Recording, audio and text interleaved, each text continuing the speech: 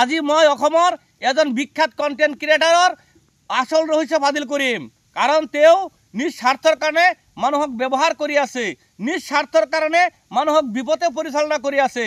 তেওঁৰ বিৰুদ্ধে মোৰ ওচৰত বহুত ভিডিঅ' আছে।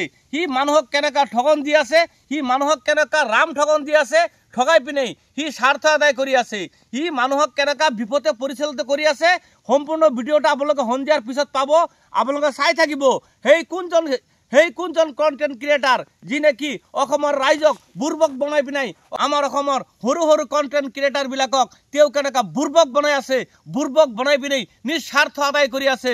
সম্পূৰ্ণ ভিডিঅ'টা আপোনালোকে সন্ধিয়াৰ পিছত পাব। আৰু যিসকল ব্যক্তিয়ে উক্ত কন্টেন্ট ক্ৰিয়েটাৰজনক চিনি পাইছে আপোনালোকে কমেণ্ট কৰি জনাব। তেওঁৰ আসল ৰহস্য ফাদিল কৰি বন্ধুসকল, তেওঁ নিজ স্বাৰ্থৰ কাৰণে মানুহক ব্যৱহাৰ কৰি আছে, তেওঁ নিজ স্বাৰ্থৰ কাৰণে মানুহক বিপথে পৰিচালিত কৰি আছে।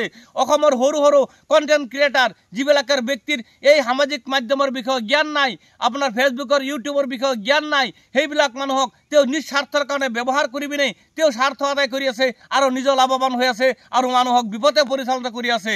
মই সম্পূৰ্ণ ভিডিঅ' আকাৰে তথ্য সহকাৰে প্ৰমাণ সহকাৰে দেখুৱাম সেইজন কন্টেন্ট ক্ৰিয়েটাৰ কোন হয় বন্ধুসকল। যদি আপোনালোকে চিনি পাইছে কমেণ্ট কৰি জনাবলৈ পাহৰি নাযাব। ধন্যবাদ।